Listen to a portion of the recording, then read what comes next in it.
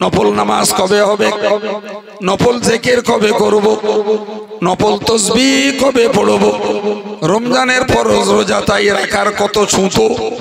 কারুর গ্যাসের রোগ, কেউ সুগারের রোগী, কেউ বা অপারেশনের রোগী, কারুর বা কাজের চাপ খুব, রোজা রাখলে কাজের ক্ষতি হয়ে যাবে। কত রকমের ছুতো দেখিয়ে মানুষ রোজাও করতে চায় না, সেখানে নফলটা করবে কবে?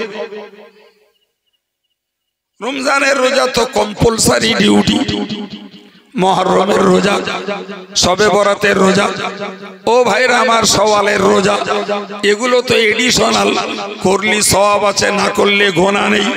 কিন্তু রমজানের রোজা তো এডিশনাল নয়, ও তো কম্পালসারি, ও তো না করলে তো জাহান্নাম অবধারিত।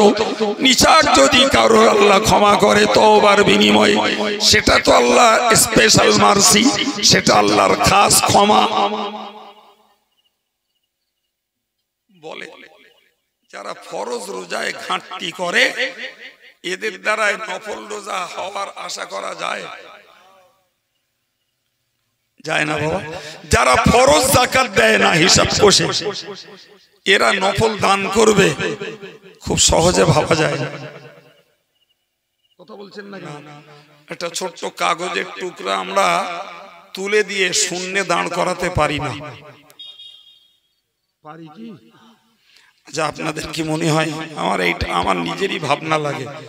ওই মাঠের মাঝখানে গিয়ে দেখি আকাশটা এরকম স্লোপিং হতে হতে হতে হতে ওই ওই কালো গ্রামের ওই ধারে মাটির থেকে রয়েছে।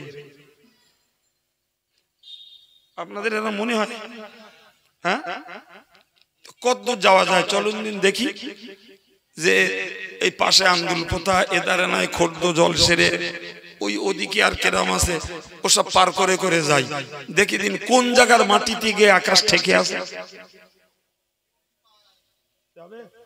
আমেরিকায় গেলি, সৌদিতে গেলি, পূব দিকে চীন বর্মায় গেলি, আল্লাহু আকবার, অথচ तमाम পৃথিবীর মানুষগুলো চোখে দেখছে যে আকাশটা যেন কিরাম বলা যায় এই সরার মতো, মাটির সরা, ঠিক কিনা? যেন মাটির সরার মতো এরকম হয়ে এসেছে। বা আর একটু ঘুরিয়ে বলা যায় ওই ছাতার শিকগুলো বাদ দিলি ছাতার মতো। কিন্তু গোটা পৃথিবীর কোন মানুষ আজও এই রেকর্ড, এই প্রমাণ দিতে পারেননি যে আকাশটা অমুক দেশের মাটিতে যে তলায় ঠেকে আছে, ফলে এই টোটাল আকাশের ভার ওই মাটির উপরে নেই। বাবা ভাবি না তো আমরা? ভাবলে এমনি বলতে ইচ্ছা করে যে সুবহানাল্লাহ, আলহামদুলিল্লাহ, আল্লাহ তোমার কুদরত কতই না আশ্চর্যের। সুতরাং তোমার প্রশংসা করা ছাড়া আমাদের কোনো রাস্তা নেই। কোরআন শরীফে আল্লাহ বলেছেন খালাকাস সামাওয়াতি বিগাইরি আমাদিন তারাউনাহা। ও বান্দা বান্দি, তোমরা একবার দেখো না, তোমরা দেখছো নিজে নিজেই যে আমি আসমানটাকে বিনা পিলিয়ারে দাঁড় করিয়েছি। সুবহানাল্লাহ, ঠেকার প্রমাণ পাচ্ছি না। আবার এমনটাও নয় যে 200 ফুট অন্তর, 100 ফুট অন্তর ওই আকাশটাকে দাঁড় করানোর জন্য খুঁটি দেওয়া আছে, তাও তো নেই। কনক্রিট কোন কলম তুলে রাখা আছে, তাও আছে? বাবা আল্লাহ বললেন বান্দা তুই একবার আকাশটার দিকে দেখ, তোরা দেখছিস যে আমি বিনা পিলিয়ারে আকাশটাকে দাঁড় করিয়েছি। সুবহানাল্লাহ। জি, জমিনও তাই, জমিনও তাই, পানির উপরে ভাসছে। জি, যেখানে পাই পুচ্ছি পানি পাচ্ছি, কোথাও মাটির স্তর পুরু, কোথাও পাতলা, কোথাও 20 ফুটে পাইপ দিলেই পানি, কোথাও 200 ফুট। তো আমরা যেটা 500 1000 করি, ও তো বাবা একটা পানীয় জলের জন্য, মানে পান করা পানির জন্য। কিন্তু মূল পানি বেশি না, 20 ফুট পুতলি পাওয়া, লেয়ার পাওয়া যাবে না। বলেন না 20 ফুট পানি যাওয়া যায়? ওরে বাবা 3 ফুটের কবর খুঁড়তি তাই পানি চটে, অন্য কোনো ব্যবস্থা নেই। 3 ফুটের কবর, তার নিচে পানি, ঠিক কিনা বলেন? তাই জমিনটা পানির উপরে। আমার আল্লাহ বললেন আলাম নাজআলিল আরদা মিহাদা ওয়াল জিবালা আওতাদা। হে বান্দা দেখ না, আমি আল্লাহ জমিনটাকে কি বিছানার মতো করে বিছাইনি? সুবহানাল্লাহ। জমিন যখন বিছানার মতো বিছিয়ে দিয়েছি, এই জমিন তো পানির উপরে ভাসমান। পানির উপরে জমিন যখন দুলছিল, ওর উপরে পাহাড়গুলোকে পেরেক স্বরূপ লাগিয়ে দিয়েছি। ওই পেরেক জমিনটাকে স্থির করে দিয়েছে, না তোমাদেরকে নিয়ে জমিন টলে পড়ে আর না তোমরা টলে পড়ো। নৌকায় উঠি গা দোল, কারণ নৌকা দুলছে, পানির ঢেউয়ের আঘাতে নৌকা দুলছে, আমার গাও দুলছে। জি, নতুন লোক নৌকা পার হতে গেলে আর একজনের সাপোর্ট নেই, হাতটা ধরে রাখে, পাছে নৌকার দোলনে বেচারা পড়ে না যায়, ঠিক কিনা? তো আল্লাহ বললেন বান্দা, এই আসমান সৃষ্টি জমিন সৃষ্টি, এর মধ্যে আমি আল্লাহর অসাধারণ ক্ষমতার নিদর্শন রয়েছে। মানুষকে সৃষ্টি করার তুলনায় জমিন আসমান সৃষ্টিটা আরো অনেক কঠিন, অনেক কঠিন। কোরআন শরীফে আল্লাহ বলেছেন লাখালকুস সামাওয়াতি ওয়াল আরদি আকবারু মিন খালকিন নাস। আল্লাহ বললেন বান্দারে, মানুষকে সৃষ্টি করার তুলনায় জমিন আর আসমান সৃষ্টি করা অনেক বড় সড় বিষয়। সুবহানাল্লাহ, খোদা আল্লাহ বলছেন লাখালকুস সামাওয়াতি ওয়াল আরদি আকবারু মিন খালকিন নাস। মানুষকে সৃষ্টির তুলনায় জমিন সৃষ্টিটা আরো ভারী কাজ, আরো বড় কাজ। অথচ আল্লাহ পাক সেই জমিনকেও সৃষ্টি করেছেন, আসমানকেও সৃষ্টি করেছেন। তো এগুলির মধ্যে কি রয়েছে বাবা? দুবার করে বলেছি, আর একবার বলছি, এবার আর ভুললে হবে না। এগুলির মধ্যে রয়েছে আল্লাহর অসাধারণ ক্ষমতার নিদর্শন। আর একটু জোরে বলেন। তবে ওই নিদর্শনটা খোঁজে কারা, বোঝে কারা? আল্লাহ বললেন যারা জ্ঞানী তারাই। কারা? জোরে বলেন কারা? জ্ঞানীরা খুঁজে পায় আসমান সৃষ্টির ভিতরে আল্লাহর ক্ষমতার লক্ষণ, জমিন সৃষ্টির ভিতরে আল্লাহর ক্ষমতার লক্ষণ জ্ঞানীরা খুঁজে পায়। অজ্ঞানীরা এসব কিছু বোঝে না, তারা শুধু প্রকৃতির নিয়ম বলে ছেড়ে দেয়। কি বলে বলেন? বলে ন্যাচারাল ল, এটা প্রকৃতির নীতি, প্রকৃতির নিয়ম। এ কপাল পোড়ারা একবারও বোঝে না যে ওই প্রকৃতিটাই তো আল্লাহর। প্রকৃতিটা কার? সূর্য প্রতিদিন পূব আকাশে ওঠে, পশ্চিম আকাশে ডোবে। চাঁদ 14 দিনে তিল তিল করে বাড়তে বাড়তে পূর্ণ গোলাকার ধারণ করে। 15 তারিখ থেকে চাঁদ আবার ছোট হতে হতে সেই শুরুর দিনের মতো পাতলা হয়ে যায়। 28 দিন চলে গেল, এরপরে হয় 29-এর দিন চাঁদ ওঠে, আর নাহলে 30-এর দিন আবার সেই সরু চাঁদ ওঠে। এই যে চলছে, যে অজ্ঞানীরা বলে এটা প্রকৃতির নিয়ম, কিন্তু ও যে চলছে ও কার নির্দেশে? আল্লাহু আকবার।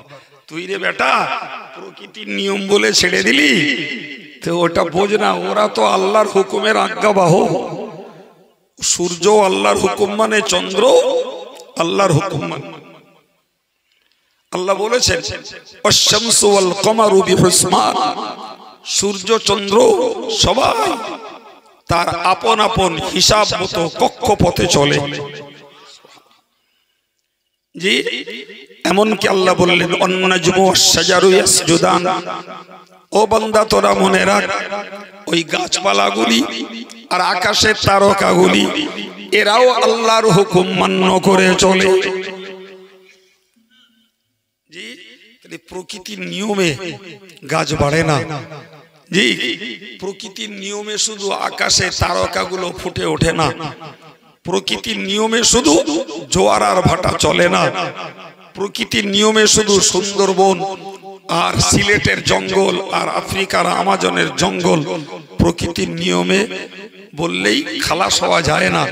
এগুলো সব আল্লাহ পাকের বানানো আর আল্লাহর নির্দেশেই তাদের চলন। তুমি দুম করে বলে দিলে প্রকৃতির নিয়ম, প্রকৃতিটাকে ওটা খোঁজ বাবা। আমার আল্লাহ বললেন লা আয়াতিল লিউলিল আলবাব, জমিন সৃষ্টির ভিতরে রয়েছে জ্ঞানীদের জন্য নিদর্শন, আসমান সৃষ্টির মধ্যে রয়েছে জ্ঞানীদের জন্য নিদর্শন। রাত কেমনে ছোট হয়, দিন কেমনে বড় হয়, দিন কেমনে ছোট হয়, রাত কেমনে বড় হয়, ওটা তো তোরা কেউ করিস না। কেউ তো টাইমার নিয়ে বসে বসে রাত আর দিনকে ছোট বড় করছে না। যার নির্দেশে রাত আর দিন ছোট বড় হচ্ছে তিনি তো রাত দিনের স্রষ্টা আল্লাহ। ঠিক ঠিক জি। আচ্ছা বলেন তো, আমরা আজীবন কাল দেখে আসছি, আজীবন কাল যে সাধারণ নিয়ম ধরে নিন, কম বেশিটা ছাড়ুন, 12 ঘন্টা দিন 12 ঘন্টা রাত, হ্যাঁ না বলে? আচ্ছা যদি আল্লাহ এই রাতের অন্ধকারটা লম্বা করে দিতেন সারমাদান ইলা ইয়াউমিল কিয়ামা, কিয়ামত পর্যন্ত যদি আল্লাহ রাতের আধারটাকে লম্বা করে দিতেন, এই রাতটাকে পার করে দিন আনতকে মানুষ পারে? দিনটা যদি আল্লাহ লম্বা করে দিতেন, ভাই দিনটাকে পার করে দিয়ে দুনিয়ার কোন মানুষ রাতকে আনতে পারত? তাহলে রাত আর দিন এও যেমন আল্লাহর নির্দেশে হয়, ঠিক তেমন রাত আর দিনের ছোট বড়টাও কার নির্দেশে হয়? সুতরাং তুমি একদম 1 ঘটি দুধ পানি বলে খেয়ে নিয়ে বলবে সব প্রকৃতির নিয়ম। যে ইসলামী স্কলারদের কাছে এগুলো জ্ঞানের কথা নয়, ওগুলো মূর্খতা। সম্মানিত ভাইরা আমার, এবার বুঝুন ইসলাম কাকে জ্ঞানী বলছে, আল্লাহ কাকে জ্ঞানী বলেছেন। আল্লাযীনা ইয়াযকুরুনাল্লাহা কিয়ামান ওয়া কুউদা ওয়া আলা জুনুবিহিম, মহান আল্লাহ কোরআন পাকে বলে জ্ঞানী হলো তারাই যারা দাঁড়িয়ে থাকে তো আল্লাহর জিকির করে, বসে থাকে তো আল্লাহর জিকির করে, শুয়ে থাকে তো আল্লাহর জিকির করে। মানুষের এই 3টি হালাত, সুস্থ মানুষ 3 হালাত ছাড়া অন্য হালাতে চলতে পারে না। মানুষ হয় স্ট্রেট দাঁড়িয়ে যায়, না হলে মানুষ বসে, না হলে মানুষ শুয়ে পড়ে। মানুষের হালাত কটা? কথা বলেন। কোন সুস্থ মানুষ লাঠি ধরে কুঁজো হয়ে চলে নাকি? যার মাজার দোষ নেই সে শুধু শুধু রুকু করে নাকি? কথা বলেন। তাহলে যার মাজার দোষ আছে, আল্লাহ পাক কাউকে কুঁজো বানিয়েছেন, সেই বেটারাই স্ট্রেট দাঁড়াতে পারে না, তাই মাথাটা নিচু করে রুকু করার মতো করে চলে। তা না হলে মানুষের 3টি অবস্থা, একটা অবস্থায় মানুষ দণ্ডায়মান, আর একটা অবস্থায় মানুষ উপবেশক বসা, আর একটা অবস্থায় শোয়া। 3 অবস্থার কথাই আল্লাহ কোরআনে বললেন যে জ্ঞানী যারা তারা 3 অবস্থাতেই আল্লাহ জিকির করে। আল্লাহু আকবার। সম্মানিত ভাইয়েরা আমার, এখন আপনি বলেন আমরা ঈমানদার, এরপরে যদি আমাদের জ্ঞানী বলে সার্টিফিকেটটা আল্লাহর কাছ থেকে নিতে হয়, আমি পথ দিয়ে চলছি, আমার উচিত কাজ হবে, পথ চলছে, সঙ্গে আমি জিকিরটা করব, ওই জলকারের ফাঁকে একলা একলা বসে রয়েছি, বসে না থেকে একটু দোয়া তসবিহ পড়ব, আমি রাত্রি শুয়ে পড়েছি, ঘুম আসছে না, একটু যদি তসবিহ পড়তে থাকি তাহলে তো ঘুমটাও আসবে। যদি 10 মিনিট 20 মিনিট আধ ঘন্টা দেরি হয়, আমার আমল নামাটা তো সওয়াবে বাড়বে। আর একটু জোরে বলে। হে প্রিয় ভাইরা আমার, ইমানদার বোকা হয় না, সত্যকারের ইমানদার হয় চালাক। ইমানদার চালাক, ইমানদার কখনো সময় অপচয় করে না। ইমানদার যে অবস্থাতেই থাকে ওই অবস্থাতেই সে সওয়াব কামাই করার ধান্দা করে। ঠিক না ভুল? ওর নাম ইমানদার। ইমানদার বোকা না জি, তবে ভুল করতে পারে ইমানদার। ভুল এক জিনিস, বোকামি আর এক জিনিস, দুটো এক নয়। ভুল হতে পারে, ভুল হওয়ানোর পিছনে শয়তানের হাত থাকে, কিন্তু মূলত ইমানদার বোকামি করে না, ইমানদার জ্ঞানের কাজ করে। তো আল্লাহ বললেন যে এই যে জমিন আসমান সৃষ্টির ভিতরে আর রাত দিনের ছোট বড় হওয়ার মধ্যে যে কুদরতের নিদর্শন বা লক্ষণ রয়েছে, এটা ভাবে কারা? জ্ঞানীরা। কারা ভাবে? আর জ্ঞানী কারা? আল্লাহ বললেন যারা দাঁড়িয়ে থাকলেও জিকির করে, বসে থাকলেও জিকির করে, শুয়ে থাকলেও। সম্মানিত ভাইরা আমার, ও ছেলেরা একটু বোঝার দরকার, বোঝার দরকার। জিকিরের অনেকগুলো ব্যাখ্যা রয়েছে। আমাদের সমাজে যে ব্যাখ্যাটা সাধারণত চলে সেটা হলো জবানে আল্লাহ আল্লাহ করা। জি, আমাদের সাধারণ নিয়ম হলো যদি একটা ওয়াজের মজলিসে জিকির হয়, হয়তো সেখানটায় বসে একটু জিকির করি, কিংবা কোন মসজিদে যদি একটু জিকির হয় ওই জিকিরটুকুই করি। এছাড়া সর্ব অবস্থাতেই জিকির করার মতো মনোযোগ তো আমরা তৈরি করতে পারিনি। পেরেছি না, তৈরি করতে পারি। আমরা মনে করি ও কাজ বোধহয় পীর সাহেবরা, আমরা মনে করি ও কাজ বোধহয় বুড়োদের। কথা বলছেন না, এও ভুল শিক্ষা।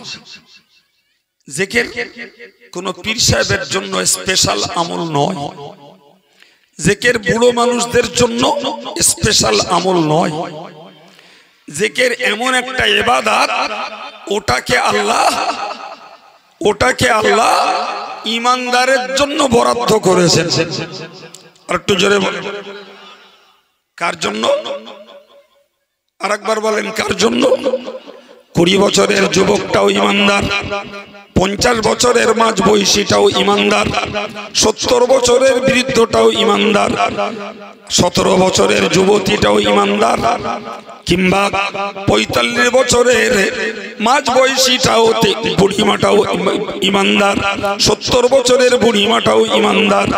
সুতরাং কোরআন বলছে ইয়া আইয়ুহাল্লাযীনা আমানু যকুরুল্লাহ যিকরান কাসীরা। ওগো ইমানদার, তোমরা খুব বেশি বেশি করে আল্লাহর জিকির করো। তো বেশি তো পড়ে যাক, কমটাও হয় না। কথা বলছেন না? বেশিটা পড়ে থাক, কমটাও হয় না, কমটাও হয়।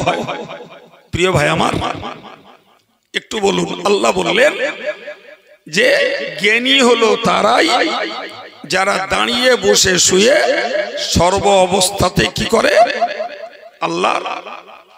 এর মানে হলো ওই লোকটা যেখানেই থাকুক আল্লাহকে স্মরণ রেখে জীবন চালায়। ওই লোকটা যেখানে থাকুক তার জবানে সে আল্লাহ আল্লাহ করে।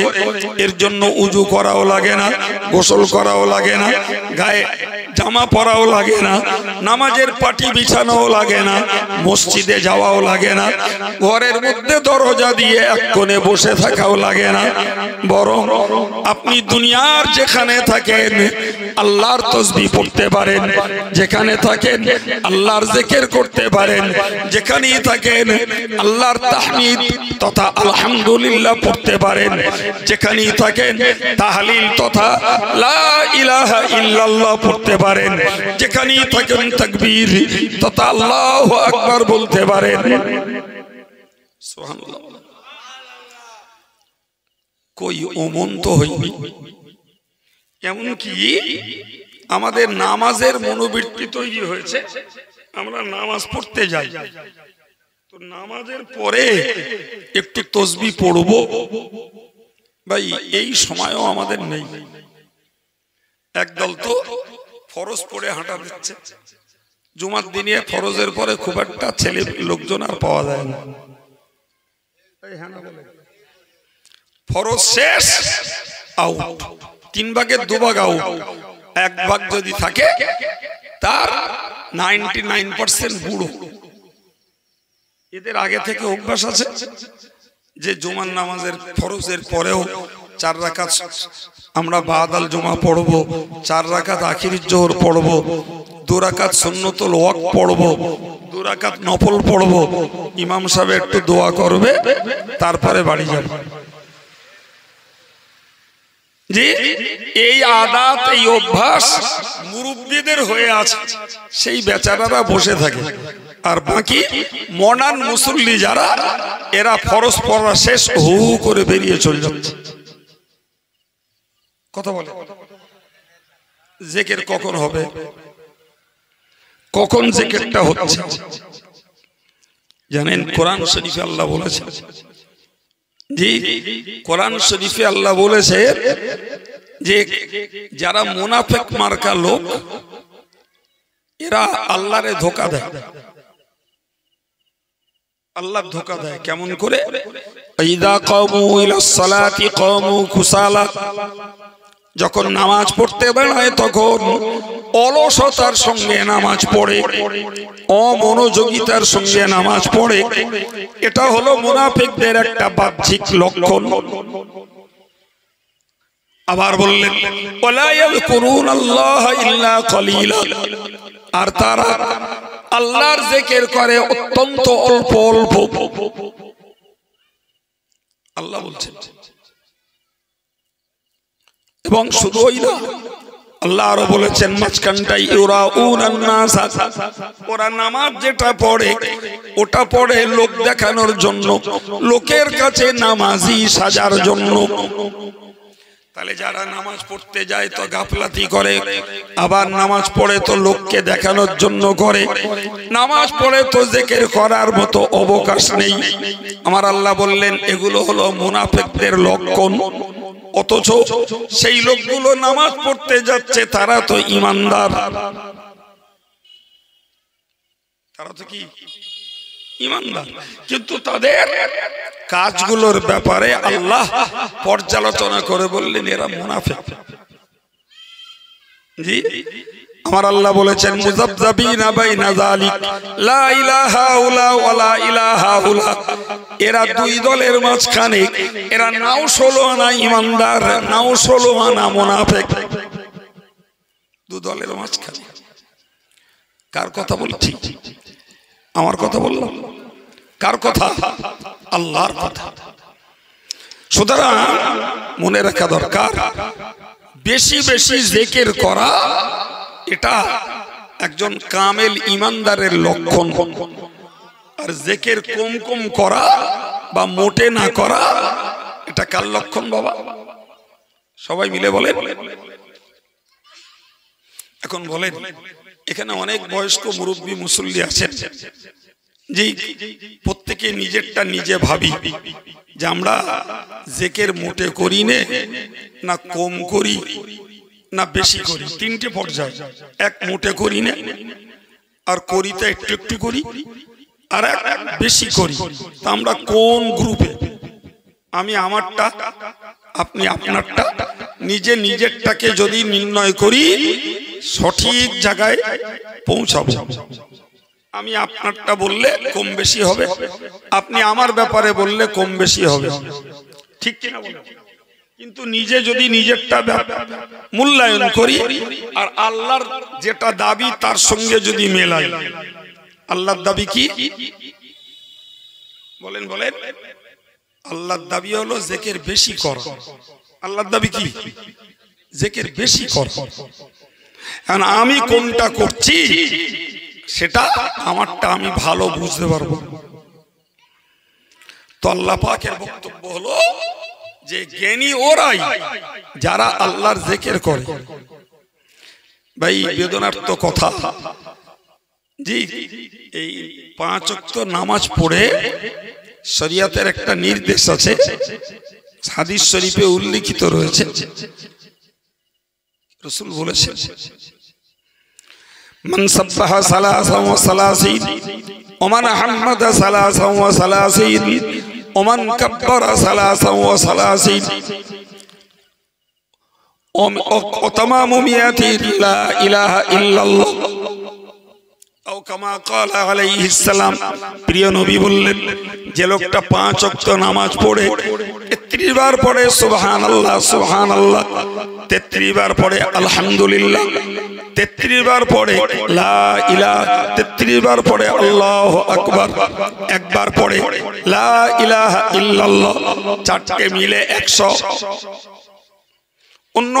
অন্য হাদিসে এসেছে যে 33 বার সুবহানাল্লাহ, 33 বার আলহামদুলিল্লাহ আর 34 বার আল্লাহু আকবার, তিনটে মিলে 100।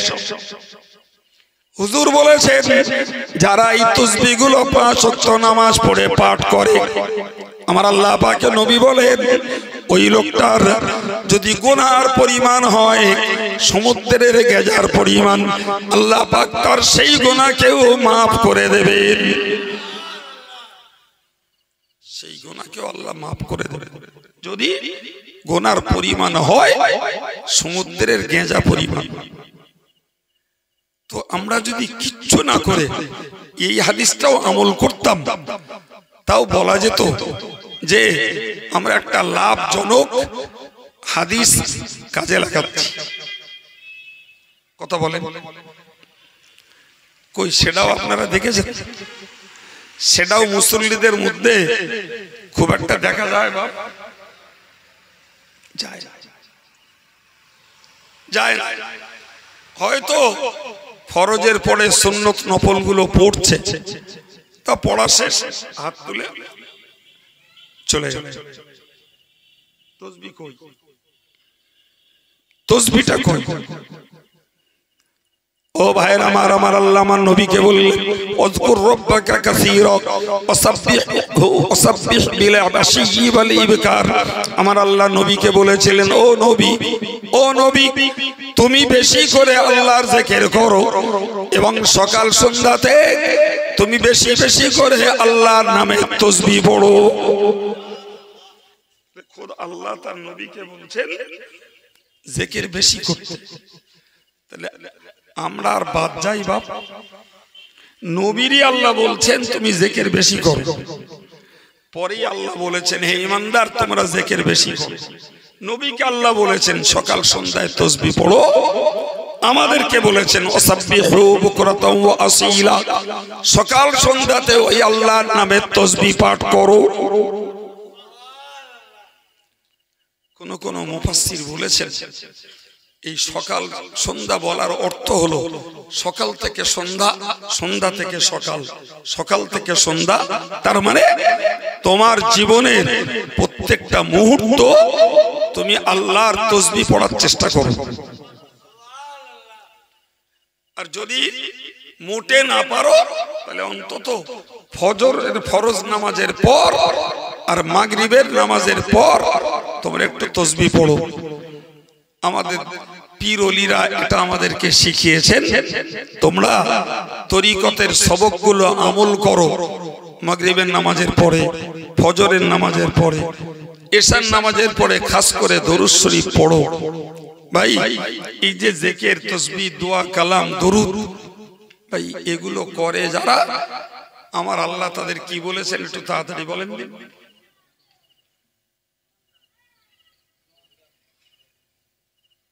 কি বলেছেন? যারা ইমানদার বলেছে ওদের উত্তর ঠিক হয়নি, এইবার ঠিক হয়েছে।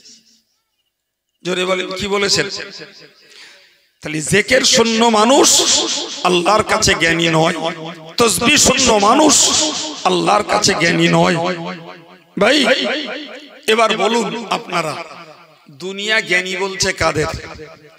একজন ঐতিহাসিক, একজন ভৌগোলিক, একজন বৈজ্ঞানিক, একজন মুখ্যমন্ত্রী, একজন প্রধানমন্ত্রী, একজন কলেজের প্রফেসর, যে একজন থানার দারোগা বাবু, কিংবা একজন ডাক্তার বাবু, একজন ব্যারিস্টার, একজন মিনিস্টার, এদেরকেই লোকে জ্ঞানী বলছে। কথা বলছেন না কেন? এদেরকে লোকে কি বলছে?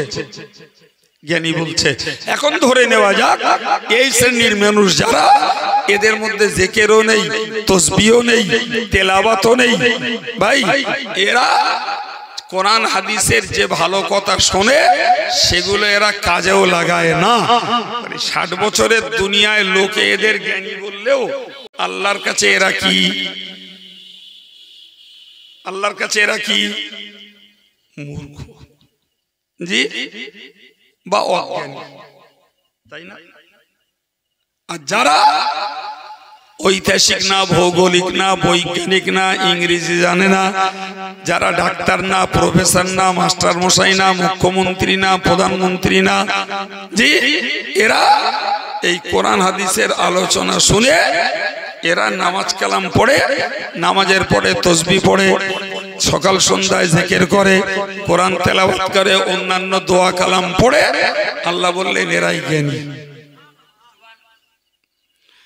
আর আমরা আল্লাহর জ্ঞানী বলার দলে যাব না লোকে জ্ঞানী বলছে ওই দলে যাব?